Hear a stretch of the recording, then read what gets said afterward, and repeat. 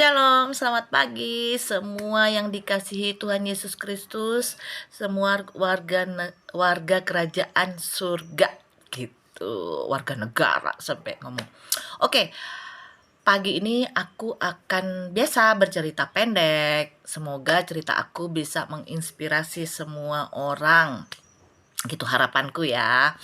Aku bercerita tentang 3 orang tuli dan 1 orang bisu gitu ya. Jadi ada nih di suatu desa pedesaan ada satu orang penggembala domba gitu ya, penggembala domba. Nah dia ini seorang bisu gitu. Seorang bisu, seorang tuli, seorang tuli. Nah pada saat dia mengembala, dia merasa lapar nih ceritanya. Terus dia bilang gini, kok istri aku kok nggak kesini-kesini, nggak dibawakan makanan. Terus biasanya dia kalau ada apa-apa dia akan menyuruh orang untuk membawakan makanan, mungkin anak-anak. Tapi hari itu nggak juga. Akhirnya dia memutuskan untuk kembali ke desa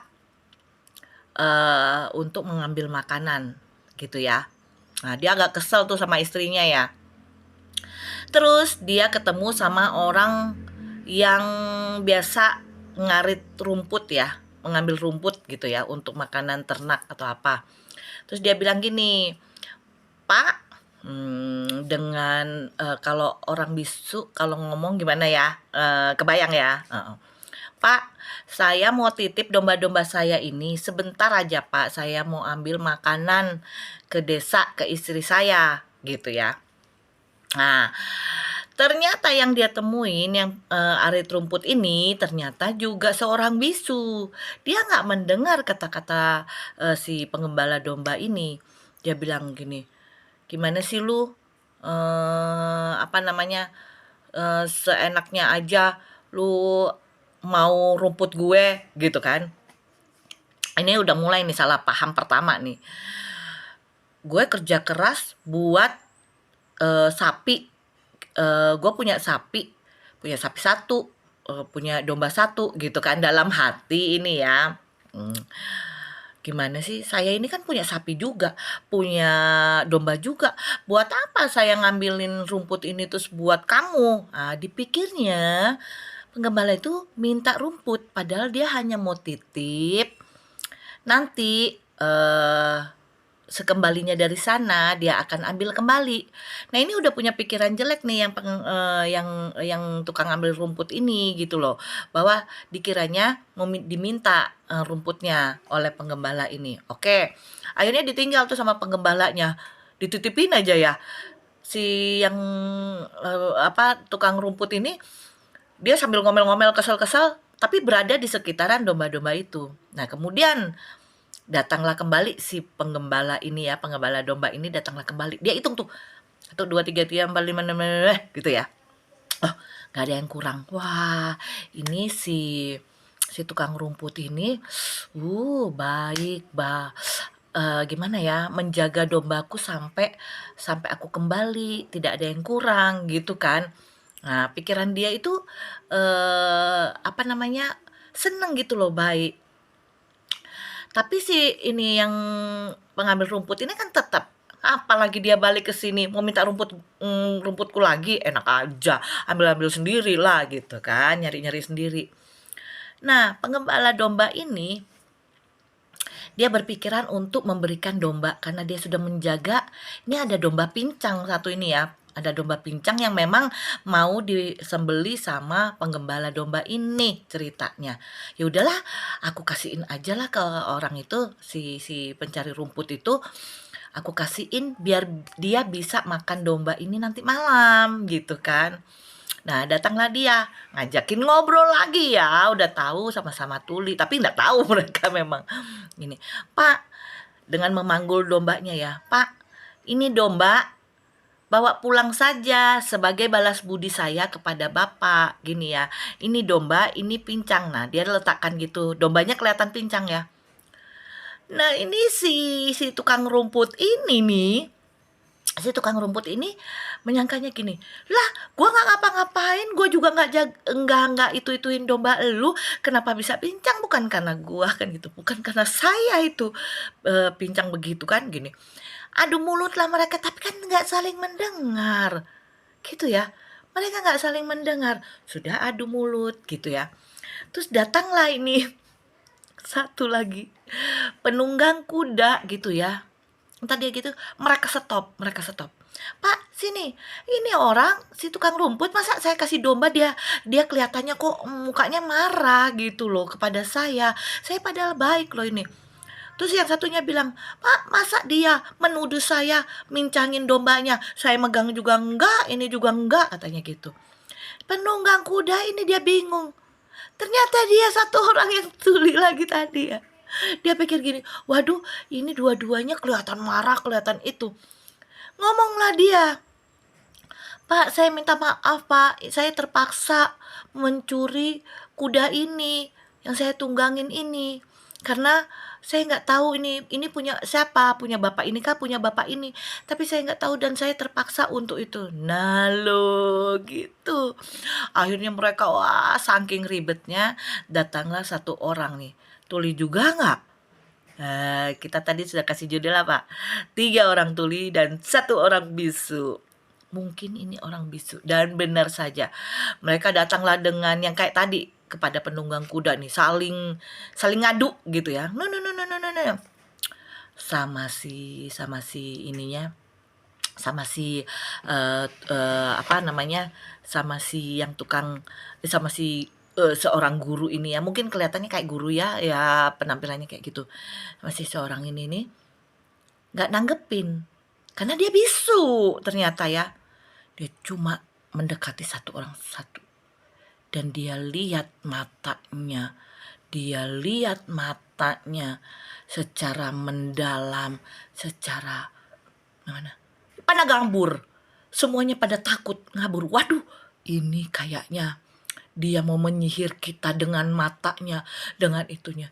Karena apa? Dia bisu. Dia nggak bisa ngomong, dia hanya mendengar ya kan. Langsung semua pada ngabur, wah satu ngambil domba, satu ngambil rumput, satu sudah menunggang kuda gitu ya. Ternyata dalam hatinya mungkin biksu ya dia, atau guru atau apa. Jadi dia dalam melanjutkan perjalanan dia berkata, mungkin kata-kata itu yang merupakan bentuk dari komunikasi itu tidak berguna gitu ya. Bahwa orang mungkin lebih baik tidak mengungkapkan. Jadi nggak usah ngomong. Dia mempergunakan mata untuk bicara. Bisa jadi ya. Kadang-kadang begini ya. Saya mau mengutipnya dari dari Alkitab ya. Gini ya. Kalau kita lidah, selalu ada kutipan itu lidah itu memiliki kuasa. Seorang bisa mengucapkan banyak kata-kata dalam 1 menit, bahkan ribuan kata dalam 1 jam. Ya, bayangkan ya. Nah, Alkitab menyebutkan lebih dari 170 kali kata-kata seperti mulut, lidah, bibir, kata-kata dan tuh. Karena Tuhan begitu memperhatikan ucapan kita. Gini ya. Tetapi ternyata bukan hanya lidah yang mempunyai kuasa, bisa mata. Karena dengan pandangan aja bisa beribu-ribu arti gitu ya. Gitu. Terkadang orang sudah tidak membutuhkan kata-kata untuk mengklaim, tidak butuh kata-kata untuk mengkonfirm sesuatu atau memastikan sesuatu hanya dengan pelototan aja. Ingat nggak kalau kita kecil ya? Mama, aku mau keluar deh, mau beli permen. Nah, langsung ya udah nggak jadi, gitu ya. Jadi untuk itu nggak perlu kata-kata, nggak perlu energi yang berupa kata-kata. Karena terkadang lidah itu menguasai kita sehingga hidup dan mati itu dikuasai oleh lidah, gitu. Nah, ada di Amsal 10 kita bisa menemukan 7 ciri-ciri orang benar yang memakai perkataannya dengan benar. Di Amsal 10 ayat 11, perkataan yang diucapkan menjadi sumber kehidupan, gitu ya. Ada orang memberkati melalui kata-kata, melalui kalimat, bukan just about money, gitu. Terus mengeluarkan perkataan yang bijak, mampu mengekang lidah. Kadang-kadang ya kita, entah itu mulut, lidah, kita nggak tahu ya, asal terucap gitu orang menjadi sakit hati gitu loh. Bahkan orang yang tidak bermaksud sekalipun gitu ya, terkadang bercanda kita agak-agak kelewatan. Terus bibir orang benar mengeluarkan hikmat. Amsal 31 itu yang kita harapkan. Bibir orang benar bisa membedakan mana yang pantas diucapkan dan mana yang tidak pantas gitu ya. Bibir orang benar menambah pengetahuan orang lain. Gitu. Terkadang kita tidak perlu kata-kata ya. Hanya lirikan mata, hanya pandangan, kita bisa mengerti. Bahkan itu bisa meredam. Coba deh. Ketika ada orang lain, cuma dipandangi begini, dia bisa malu sendiri, bisa langsung, oke, nanti aja ya Bu, nanti aja ya Pak, nanti saya lanjutkan. Bisa seperti itu. Terkadang itu bentuk kata-kata ya, kalimat yang itu tuh tidak mesti diucapkan gitu ya. Kita menjaga lidah itu seperti menjaga diri kita sendiri loh, dari kesusahan sebenarnya.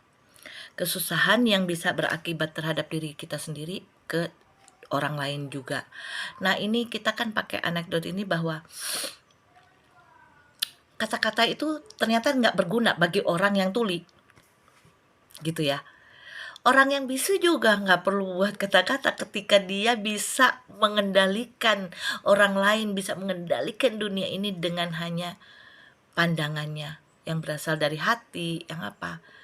Itu kita bisa lihat orang ya, kalau berhadapan dengan orang misalnya, terkadang ada orang ya ngomong, kita harus tatapan muka ini aja supaya saya bisa tahu kamu bohong apa enggak. Orang bisa dari situ, nggak usah pakai kata-kata yang, aduh aku cinta padamu sayang, aku tidak melakukan ini, tidak melakukan ini. Tapi ketika dia bertatapan mata dengan kita, bertatapan muka dengan kita, kalau ada yang disimpan itu, nggak tahu saya, pasti ketahuan gitu. Makanya ini bukan hanya lidah saja, mata juga bisa berakibat satu, bisa berkata-kata lebih banyak dari kata-kata yang keluar dari lidah, tapi bisa juga bermakna kayak mata juga bisa mengisyaratkan untuk melecehkan orang atau apa. Nah, panca indera kita ini digunakan untuk kebaikan. Tuhan menciptakan panca indera dari telinga, mata, hidung, mulut, semuanya untuk kebaikan Tuhan. Kebaikan, memuliakan nama Tuhan, gitu ya. Jadi kita menggunakan itu dengan sebaik-baiknya. Ada kadangkala kita mendengar satu ini berkembang ke mulut, ini berkembang ke orang lain menjadi banyak. Padahal yang kita dengar itu karena apa? Ingin memuaskan, bahwa terkadang kita gini, gue denger duluan nih, gue mau bikin cerita ini bahwa gue ini loh yang paling pertama kali mendengar cerita itu, gitu ya. Terkadang kita tidak bijak menggunakan panca indera kita, gitu ya. Seakan-akan semuanya tahu banyak hal dan tahu duluan, sehingga kita bisa memanipulasi orang, bisa mencelakakan orang, bisa apapun melalui keinginan kita. Gitulah. Kembali lagi, semua yang kita ini itu kita perintah dari sini. Perintah naik ke sini, kita olah, baru kita bisa ini. Jadi kita itu sekarang sudah mulai melatih kehendak Tuhan menjadi kehendak ini kita, supaya apa yang keluar melalui ini semua, kita mau yang baik-baik aja, gitu. Begitu ya teman-teman ya. Jangan asal pakai panca indera kita untuk sesuatu hal yang tidak bertanggung jawab apalagi, gitu. Akan susah bener. Walaupun hanya sekedar gosip, kita menyusahkan orang, kita bergosip ria yang belum tentu kebenarannya, tapi kita sudah mendukakan hati orang lain, gitu. Mendingan kayak tadi tuh jadinya kan ya, bisu, dia nggak ngomong, dengan mata aja mereka akhirnya bubar semua. Karena semua ini seperti gini loh, tidak mendengar tapi banyak ngomong. Harusnya kita mendengar terlebih dahulu, memprosesnya, baru kita mengeluarkan apa nih. Saya berpendapat bahwa kalau menurut saya nih ini tidak juga harus diikuti. Tapi ini digunakan untuk mendengar. Banyak-banyaklah mendengar daripada berkata-kata. Makanya Tuhan memberikan, saya nggak bilang orang tuli itu orang tuli diciptakan, orang tuli ada buat kita belajar, bukan untuk mengata-ngatai atau apa saja gitu ya. Mereka hadir itu memberikan kita pelajaran buat kita responi dengan baik. Tuhan Yesus memberkati, semoga berguna buat semua orang.